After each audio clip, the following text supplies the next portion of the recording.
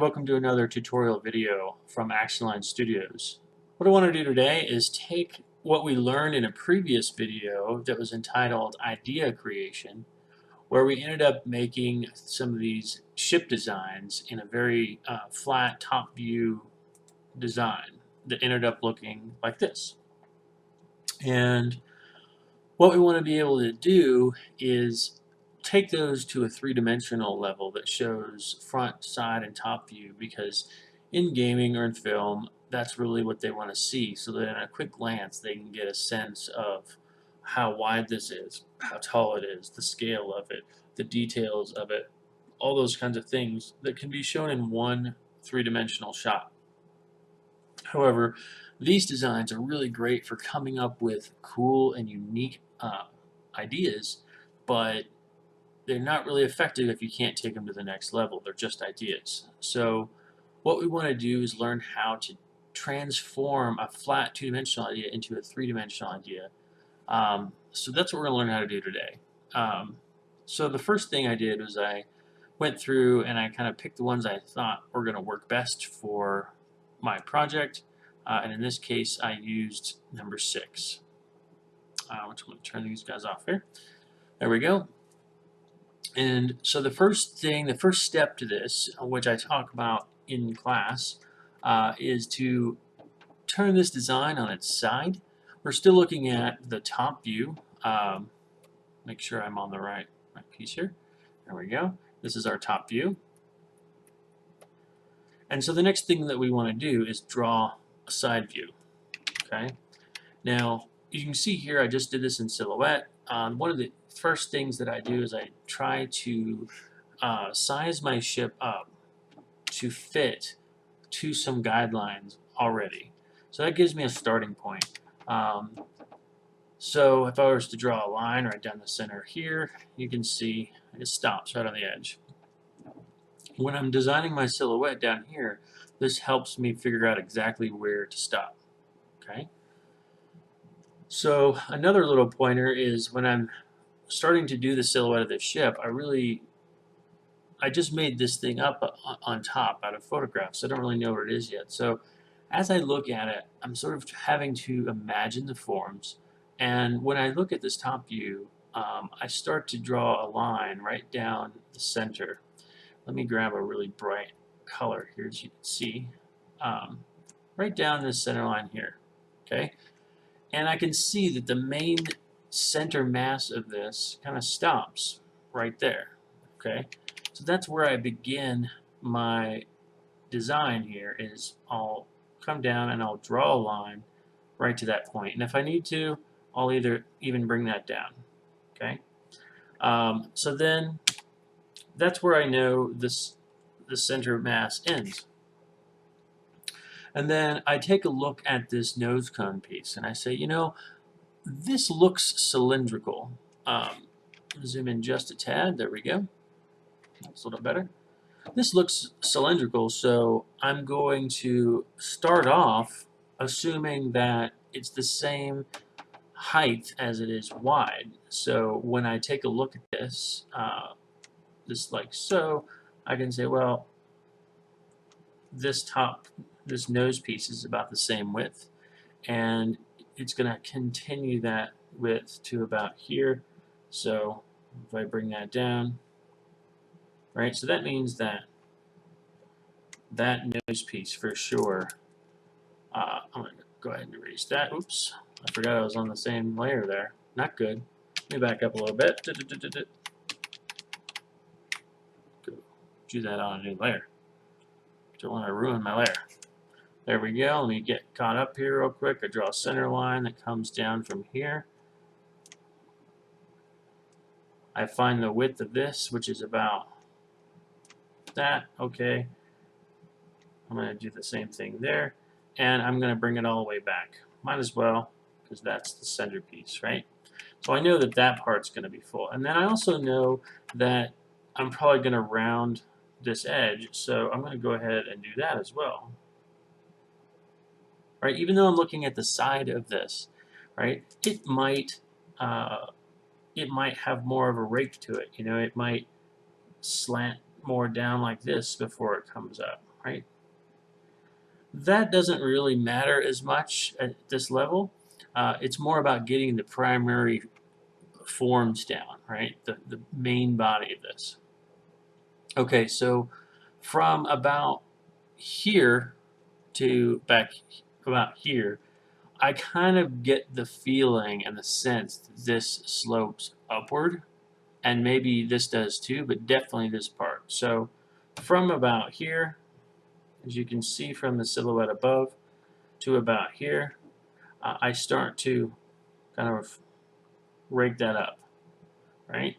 And then from here, I can either decide that those go back down, maybe they go up, you know, who knows. I think here I actually made them, you know, go down a little bit, right? Um, so then I start to do the second set, which is what this line right here is. And on this particular one, you can see I dropped it down a little bit. And this is just so that if I was to draw this like an F16 or something, it would go right through the center, and you really wouldn't see much of it. And you can leave it that way too. But just because I wanted to add a little bit more to the silhouette, I started adding a little bit to the shape, like so, right? And you can take this if you need to and like slide it up so that you're a little bit closer, whatever you need to do. Just make sure that you keep things in alignment, okay? All right, so then the next bit is these tails here, and I just needed to decide, do they, from the silhouette, do they flip upwards or do they flip downwards? And I decided, since I had two sets, that I would kind of do both. So on the first set here, I kind of tapered it up, and you can see on this one right here, I stayed right about at the center line. So I'm going to make that my marker and come down here like this, right? And then I kind of brought that up, which could be this part right here, right? I'm making this up as I go. You have to remember, some of this just is about understanding how forms work. It will take a little practice. The good news is that there is no definitive silhouette for this layout. It's just, do you get it in generally the right place? Okay, so then I have these pieces, and I look at them as, you know, if this is straight across, I look at them as slanting downward because I can see the top of this tube, and that gives me the sense that I'm looking down on it. So how much down is up to me. I kind of base it off of this. So, oops, I'm going to angle it down like that. So that's what I'm going to do right here. Just draw a line just like I did there. So this is going to be that piece, then we're going to have that piece, and it's going to flare up and then go down like that. And then maybe these pieces, you know, flare out like this, right? At this point, I'm going to start to add in little details like the fact that this is all ribbed. Maybe it actually shows some of that in the silhouette. Who knows, right? So you can see that's the step. Once I'm done, I'm going to fill it all in, right? Again, this isn't about being precise. It's a silhouette. When you design with silhouettes for other projects, or when you just start directly from a silhouette, you generally don't work in a very precise and super clean manner. So this is no different. This is just about trying to get an idea for what that form is, okay? I talked about this already, so I'm going to move on from that, and here's this silhouette I'm going to work with, right? Going to delete all that. Okay, so the next step is getting this in 3 dimensions, all right? So I'm going to turn this off for just a second, and I'm going to make a grid, okay? If I go up here, I'm going to switch this back to black for a second. And actually, we'll make it a blue, okay? Okay. Now, you may be able to see an underdrawing here. I've already done this once before, and it may take a few times to practice this. But essentially, the first thing that I do is just find your horizon line. Okay. Now, in this particular case, I drew it pretty much right down the middle of the page. You can try to draw it up a little bit higher. In fact, I'm going to go ahead and play with that just so you can see I don't have to follow this grid exactly every time. Okay, so I'm going to draw a little higher than center this time. And then you can have your horizon lines on the page, or you can have them clear off the page, whatever you want to do. Okay. What I generally do is I will start with something very simple and then use Photoshop's skew and manipulate tools to kind of get a better feel for it. So let me explain what I mean by that.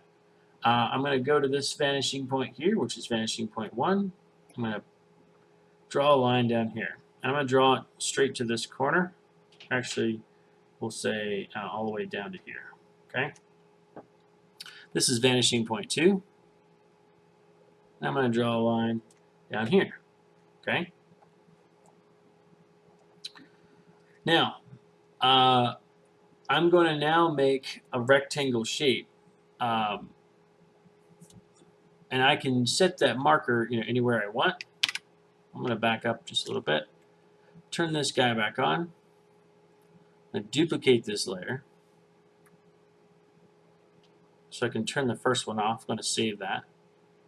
Okay. And I'm going to start with my top view. Okay. And I need to get rid of some of these guidelines to where it stops right on the edge there. You'll see why in a second. But I'm actually going to leave some of these because it'll help a little bit later. There we go. Delete. I'm going to go ahead and delete this guy. Okay. So now I have this ship. It's flat. It's got lines on the side, and I can move it around. So the first thing I'm going to do is I'm going to come down here, and I'm just going to put the corner right there, and I'm going to just move this down here to the corner as well so that I can easily rotate this right there. Hey guys, I'm going to try and show you this as quickly as I can before my computer locks up. So here I have this flat view.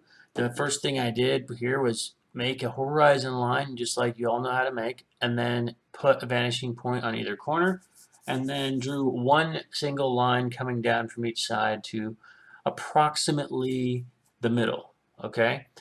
It doesn't have to be exactly the middle. It can be off to one side. In fact, I sometimes prefer that. But for today, we're just going to do it this way. So then I grab this piece, and I've made duplicates of it. Make sure you take note of that. I'm working on multiple duplicates. Okay. So I'm going to come down here, and I'm going to move with the move tool right here. This center piece has a little piece that you can move around. This changes the rotation anchor point.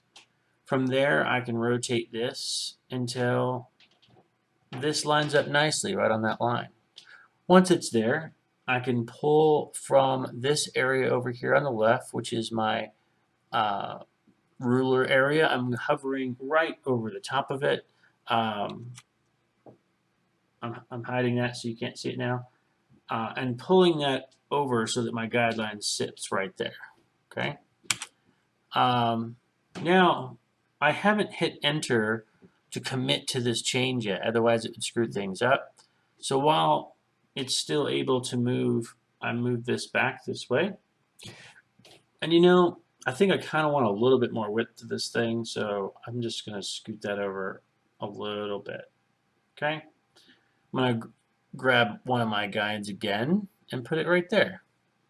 Okay? Now I can sort of meet these up. If I hold down the control button, notice I still haven't hit enter to commit to this change yet. I'm going to hold down control, and I'm going to bring this down until it lines up right there. Okay.